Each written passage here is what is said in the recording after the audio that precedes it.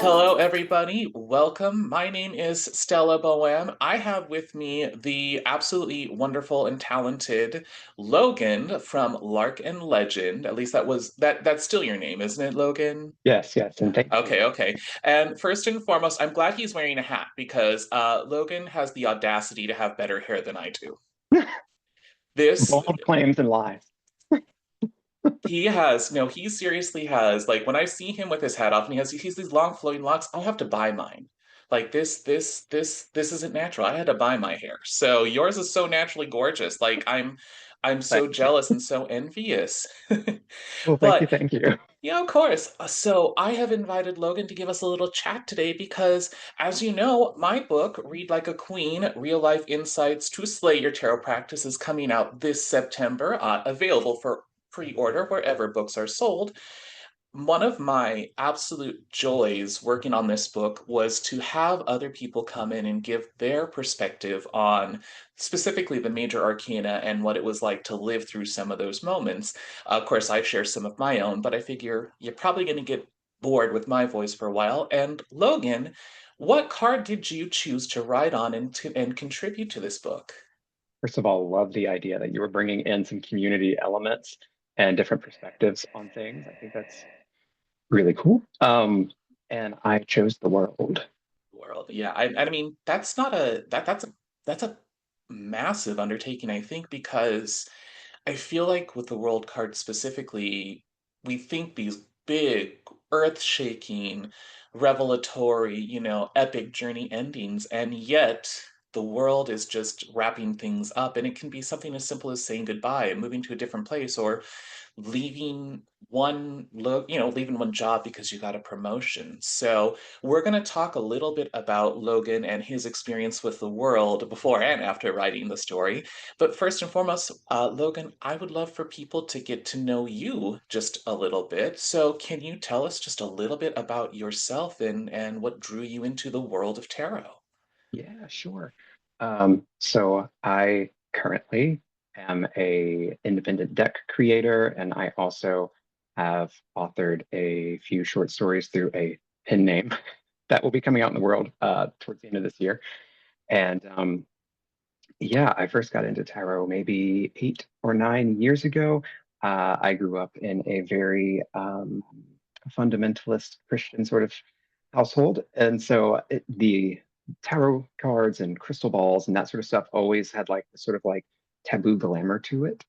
And it wasn't until a few years after I'd left that environment that I dared to dip a toe into those cursed waters because, I was afraid that, exorcists, head spinning, that type of boogeyman stories that they give you. And quickly became obsessed with it and loved it as a tool for self-reflection. And also just thought it was fascinating that through decks you can have so many 78 piece or more art galleries sitting in your drawer at home.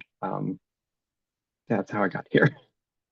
So yeah, 70. I like that you said 78 or more, because as I look to my left here, I'm not gonna say how many tarot decks I own. I I mean, was it's a collector's thing. no, it truly it I used to have a lot more. I've whittled it down. I think I'm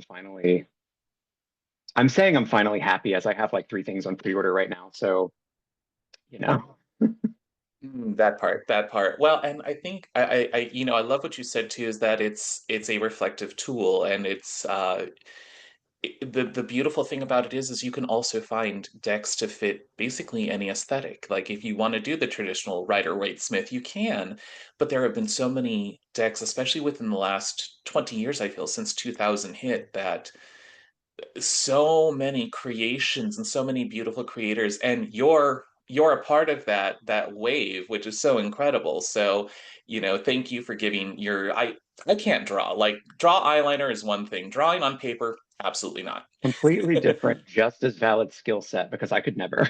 I have tried. I could never. I tell you what, one of these days I will paint your face if you can teach me how to draw. How's that sound? I think we're both in for a challenge, uh,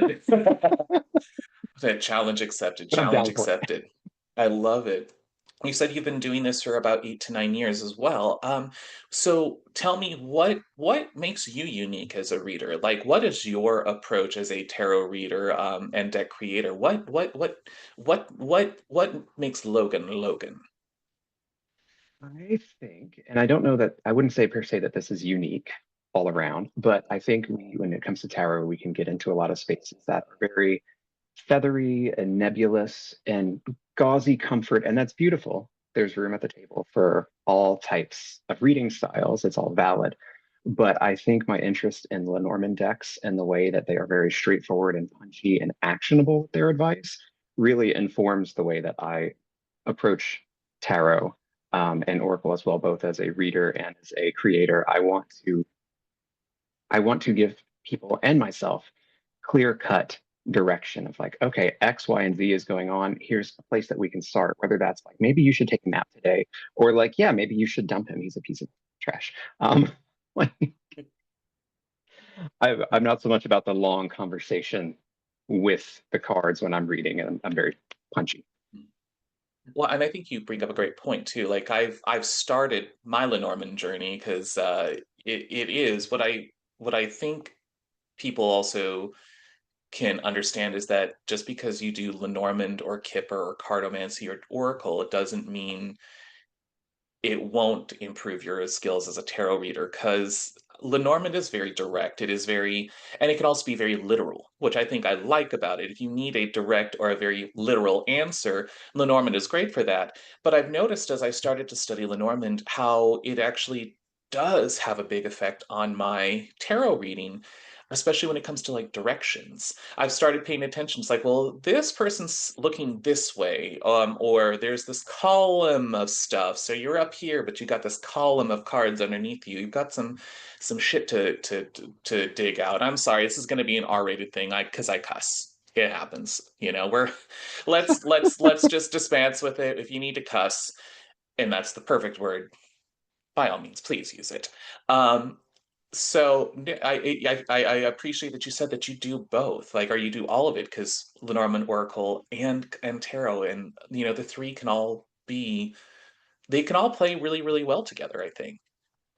I agree. And I think they do really, like you say, they play well together. They enhance each other during readings. And I think a lot of people maybe can be hesitant to approach one if they start with another, which clearly you have to start with one of them. Um, and I think we psych ourselves up a lot. I think we put too much thought into, well, this is going to be difficult because XYZ. Kind of same with learning court cards. Not that they're not difficult. I had a hard time, but I think we can psych ourselves up really Absolutely. quickly. No, absolutely, absolutely. I think the unique challenge is getting out of a tarot mindset and getting into a Lenormand mindset. That does take a little bit of a gear shift.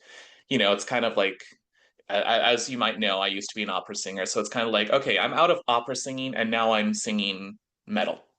It can feel a little, it can feel a little disjunct, but people have done it to great success. I'm gonna, Pat Benatar. Total random fact: Pat Benatar was a classical singer, and then she went into, then Pat Benatar became Pat Benatar, and we love her. At least I love I her. did not realize that. That is fabulous. Isn't that great? Isn't that great? Like, so many people started with classical music and then went to other things. So Pat Benatar came to mind because of just how like, wait, you were over here and now you're over here, and yet it makes perfect sense. Yeah, you're still going to find those through lines and commonalities. Precisely, precisely. Now, so let's say I come to you as a client and I'm like, Logan, give me a reading. Do you have like a specialty or topic that you're known for, or are you kind of more of a generalist? I guess more of a generalist. I don't have really a collection of spreads that I go to for certain things, and most of the readings that I do for others tends to be friends and family. So I'm pretty much just on the fly. Let's give you something that you can focus on today to alleviate whatever's going on, whether it's like I said, a big change or a tiny one. I like it. I like it. Yeah. I mean, sometimes you just need that actionable stuff. So, And I don't know if you've had this experience, but for me, as much as I love tarot, sometimes when I do a tarot reading, especially for myself, I can ask a question and the tarot's response it's very much like have you seen As Good as It Gets with Jack Nicholson and Ooh, a while back, but yeah, yeah. there's this one scene where he's stressed out and another actor is trying to calm him down. He's like, I'm drowning here and you're describing the water. And I'm like, that is so often my relationship with tarot. Mm. So that's probably just a me thing. But yeah, Lenormand being punchy and direct and less esoteric for Mm. my brain chemistry at least. We can have some more productive conversations sometimes. Yeah, I think especially if it's actionable, which is, something that I really strived for with this book, with tarot, is that, earlier you had said sometimes the court cards are a little they're a little harder to grasp onto because especially with a little white book when you're like this is a redheaded I'm going to the Queen of Wands because red hair, but this is a redheaded woman in your life. I'm like, well, most of my family is Japanese. There's not a lot of red hair in Japanese bloodlines. So I love that you said that sometimes tarot can be a little too philosophical, a little too ethereal, which is what levitated you towards Lenormand, which is also something that I tried to address in my book. Is that for a court card, how do I know that this is a person? How do I know that this is an action? How do I know this is me?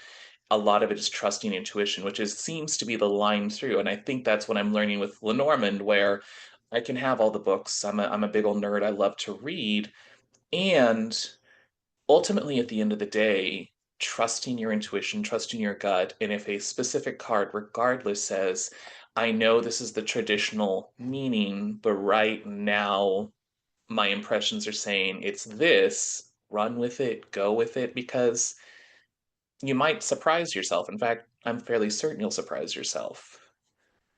100%. If we don't have flexibility, we're going to find ourselves confused sometime. Confused, or just to say, that's it, I don't want to do this. Yeah. If I can't interpret, if I can't actually do something with it, I well then that leads to frustration, and who wants a frustrated reader, honestly. No, no, I don't even want that from myself.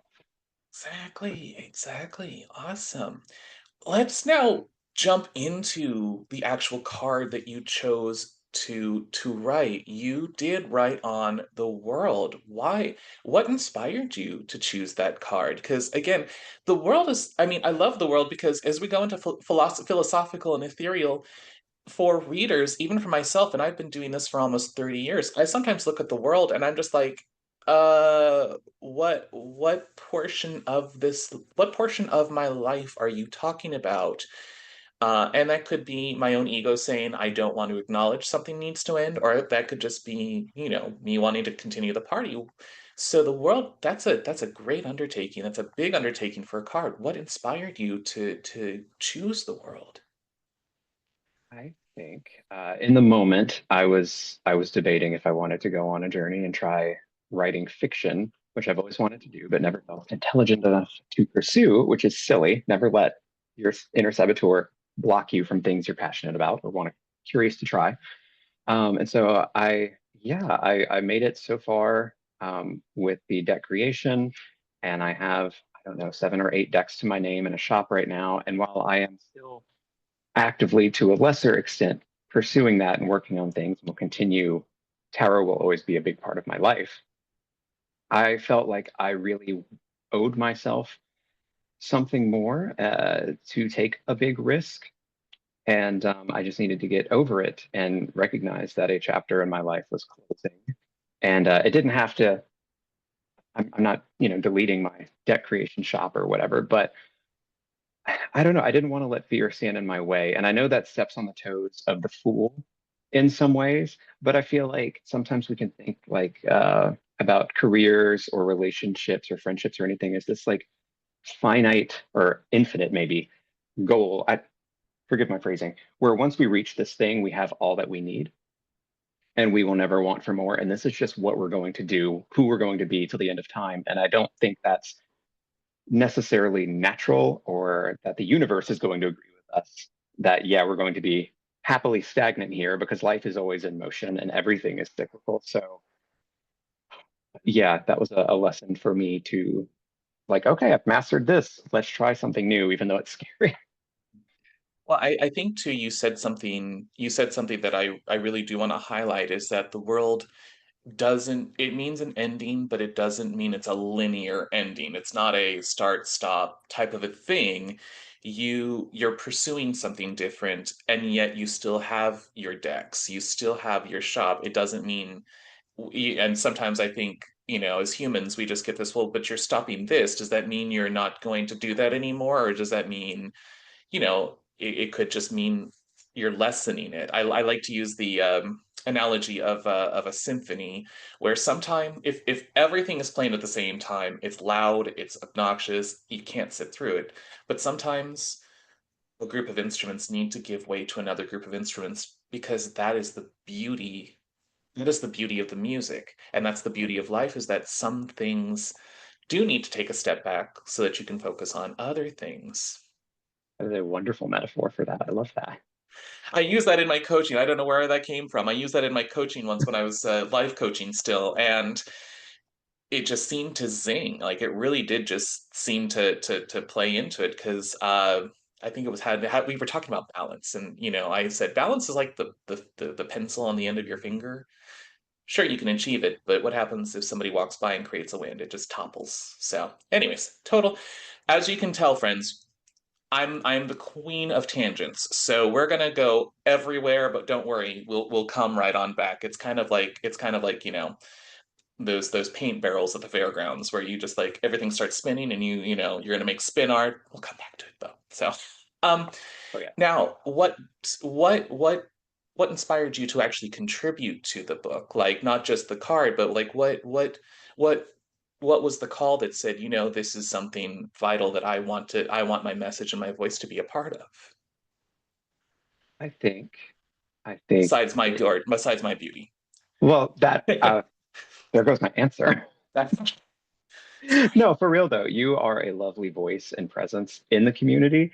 And so that you, with all of your wealth of experience with the tarot, would offer such an opportunity was I that was something I wanted to be a part of because it was going to be something special. And then also being that it is even nonfiction, it's still a writing challenge. At the time, my totally new to writing ass was just like this could be two parts. And yeah, so those are the things that led there. Yeah. Sorry, that was prolific. I know all the ums. Fine, that's fine. I mean, and I promise I didn't pay him to say that. I promise. So, what's your? Oh, no, I'm kidding. I'm kidding. I've asked you to submit the story almost probably a year ago. I would say a little over a year ago. Has your relationship to the world card changed in any way, or has it grown? Like, have you seen that as you wrote about the world and what it meant to you, that it's manifesting, or that your relationship with it is completely changed? I think I think I had different ideas about the scale of events that it could kind of like herald in whenever I was entering that phase of my life when I said yes to your offer to write the piece. And since then, I think I've calmed down a bit and started thinking about it more as you described it at the beginning of our conversation, where it's not necessarily like this gigantic, dramatic, closed chapter, that it can just mean a shift in focus. Mhm. Um, and especially one where we are taking the lessons that we've learned from that previous journey through the major arcana and bringing it back to this new endeavor that we have. And I think if I hadn't gone on the tarot adventure, which was a scary undertaking in itself, learning, but also learning to create and illustrate tarot cards, I don't think I would have had the necessary gall to go for a brand new form of a creative expression. Yeah, you know what? If there's one thing we celebrate here in Queen of Glam Land, it's audacity. So I'm glad you had the audacity to go for it. So it all comes back to audacity. Have you noticed that? It really does. It And does. life's too short to not go after, like things that you're passionate about or not to take a chance. I don't want regrets, and I assume that's probably a lot of people. Oh, Rather, you 100%. know, Yeah. Yeah, absolutely. Absolutely. No, I absolutely. I wanna like said somebody has said, "Wow, you lived." And what's the other one? A little more if we want to get political. I don't try to get too political, but I think my favorite like mantra that I saw is live a life that Westboro would protest. yeah, or like whoever from a few hundred years ago would burn you for like, Exactly. yeah. Exactly. Exactly. You mentioned this a little earlier, but were there other cards that you were considering writing on? My memory is horseshit, but I there's a few cards that I feel are always sort of, like hands in multiple pies situation. I feel like there's always a few cards that I have a pulse on Hmm. throughout. Um, so probably I don't remember what I told you, but I would assume like the Emperor is one that I've had interesting relationships with, learning how to self-actualize and take up space without encroaching on others, ideally. I also have a pretty close relationship with Judgment and the Tower. So those are, I don't know if that's what I told you at the time, but those are always flitting around. I think you did say, "Hey, can I do the tower?" And then I actually said, "Sorry, that's mine." So, because Which I can't even blame. It's such a, yeah, because I think so full disclosure to our friends here who are listening in, all tens of you. No, we're gonna go 10,000. Let's manifest that. Um, so I actually did write on the tower because this came about at the time when doing this was for a long time. I couldn't do it in public because it was adult entertainment, and if kids were present, I couldn't actually show up in drag to like a restaurant where I do tarot readings and all that, because a minor could be present, which would then, you know, this would have been illegal. So I say tongue in cheek, for about 3 months I was illegal. But I said, I'm sorry, that's my thing, because I had to live through that moment to really determine not only what where I stand and what my value was, but also where do I stand with others and how am I valued by others? So yeah, and I think the exact words we use like, "Well, sorry, Logan, I took that one because of this is going on," and frankly, it's my book, so pulling rank there, but you know, awesome. And I want to take this moment just because again, we got the book here, and I want to read just the very first passage because I so sneak preview for each and every one of you. This is the section that Logan wrote, um, and I know he said that he's really trying out, but just he's an eloquent writer. So I just want to read the very first paragraph that you wrote here. At the beginning of the year, I decided to do something that scared me to my bones. Well, to be honest, it still scares me. There's no past tense about it. I decided to write a novel. That's literally the first snippet. Now, I'm not reading anymore because if you want to read the full story, get yourself a copy. But uh, I feel like that really does encapsulate in just that short snippet what it feels like to go through a world moment, knowing that there's something in front of you to go for. It's going to scare the crap out of you, but also there's a resignation, if that's even the right word, that to take this on might mean something else gets to be sent out into the universe. So, big thank you to you, Logan, for writing that beautiful words. And at the end of this whole thing, I want you to share where we can find your short stories and where and what that's going for you. Before we do that, though, if is there any advice that you would like to give to the tarot readers who are picking this book up, be they new, novice, intermediate, advanced? What would that be? What would you like for them to get out of this? of the just the book as a whole. I'm I mean, assuming well, I mean specifically their tarot your, journey. I say specifically your, like, what would you like them to learn specifically with the world with your words? I I'm trying to answer this truthfully because truthfully, was very stupid and I forgot to save a copy of what I actually sent you. So I don't remember my own words, but I know how I feel about the cover. Okay, go with that. Go with that. I think words aside, they're the energy is there, the mood, the emotion is there. So words aside, go for it. Okay. Um, I guess I would just hope that you don't let the card intimidate you because that you're in a place in your life where this card is showing up in the first place tells me that you have already conquered so many things. You have discovered new things about yourself. You have found that you were strong in ways that you didn't know before. You found maybe that there were some fractures or fallacies that needed to be swept out so that new things could grow. And you've already proven that you have what it takes to start a journey and make it to the finish line. And so, what are you afraid of? I get what you're afraid of because I'm also afraid of it. But like, there's no need. We've already proven to ourselves and to others that we have what it takes to make it to the end of a journey. We have that follow through. And so I guess that's what I would just remember of everything that you've already accomplished by this point. This is nothing. You're there. You're already there. So yeah, absolutely. I love that. Absolutely. And I'm gonna brag on you just a little bit here too, because I actually own two of your decks. Oh, I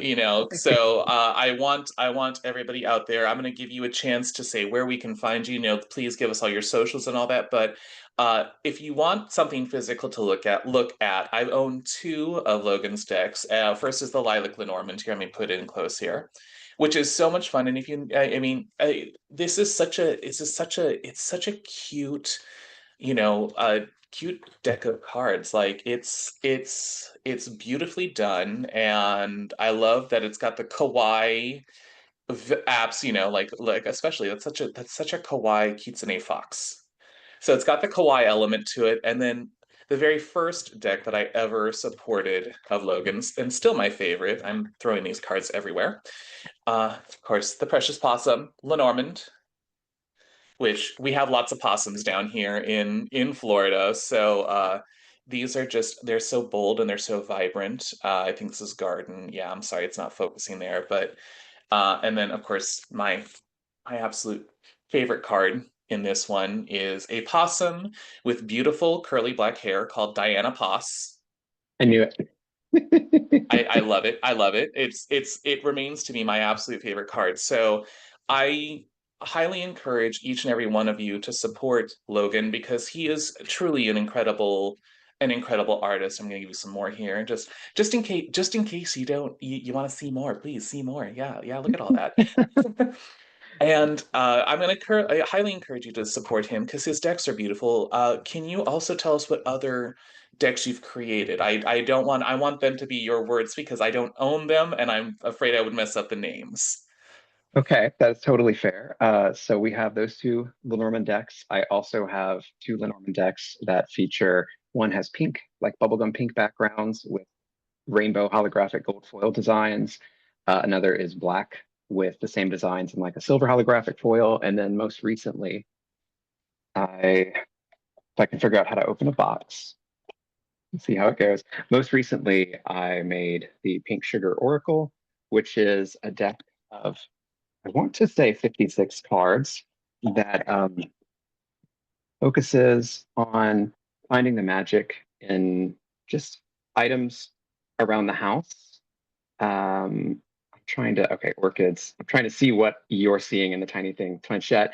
And it's hard to tell on camera, but there's actually like a very glittery fuchsia foil to it. We can actually see that. I can actually see it on my end. So that's Oh, okay, good. gorgeous. It wasn't getting on mine. But yeah, it's not the first deck to look at mundane objects and find, little omens in them and stuff. But it was a fun project. And I think with so much in the world of divination being super esoteric, I still feel like there's room for more grounded, everyday type of decks and tools and stuff. I dig it. I dig it. So, Logan, tell us where can we find you in the cyberverse? Where can we find you online? I thank you for the opportunity. You can find me at Lark and Legend on Instagram as well as on YouTube. I have not been active on YouTube in a few months here due to just being busy in other areas of life. But if you're curious about learning Lenormand for yourself, I do have a free series of videos on YouTube collected in one playlist for Lenormand beginners. And in the video description on those videos, you will also find like a free download for a Lenormand cheat sheet to use to help you get you started. So that's something that I've had a lot of lovely interactions and feedback from people over. So if you're curious about Lenormand, it could be a fun Now, place to start. the really important question, your short stories, are you able to share with us where we can find those, or is it still in the process of being published? They are still in the process. I will keep you updated, but thank you. One of them will be available in an anthology of cryptid themed horror short stories from gravesidepress.com, which they have a lovely selection of all sorts of horror. A lot of their authors are very diverse. So you will find disability rep, queer rep, all different people from all around the globe. Um, so that would be the soonest thing I have coming up at the end of August. It's called What Fantastic. Lurks. What lurks? Ooh, I like that. Ooh, especially cryptid is. Are you able to share us with us which cryptid, or did you write on a cryptid? So there are some more traditional cryptids in there, but what Mm-hmm. I made is kind of original. It's kind of a little bit possumy, a little bit foxy, a lot of it, dwells in the woods, and maybe you should watch out. I love it. I love it. Okay. And final question here because I've been eyeballing this. Can you show us your shirt? Because if it's what I think it Oh, is, I this is why you and I are such good friends. Yes. I don't know if you can see the bottom, but the top is in the name of the moon, and the bottom is "This is a hold up, bitch." Uh, A little take on Sailor Moon there. So, just a little all bit. right, Logan, thank you so much for spending some time with me. Thank you so much for your contribution to Read Like a Queen, Real Life Insights to Slay Your Tarot Practice. Again, this is available for pre-order wherever books are sold. It will officially hit the world September 25th. So please get yourselves a copy. I had so much fun just gathering people to help with it and gathering people to add their unique voices. Logan, thank you so much for spending some time with me and for adding your voice to it. Anything you'd like anybody else to know, or just what are some final words you'd like to share? Well, to you, thank you for the fun conversation and for including me in this very special, beautiful landmark moment in your life. I'm sure it is the first of many to come, and I can't wait to read it and to throw it at my friends and see what else you do in the future in the tarot world. And to everybody else, yeah, I just hope you show up, get a copy of the book, and allow yourself to fall into your beautiful perspective on the tarot, but then also a little sampling of other perspectives as well in there. All right, everybody, thank you so much for joining in with us. Logan, thank you again, and we will see you next time. Bye.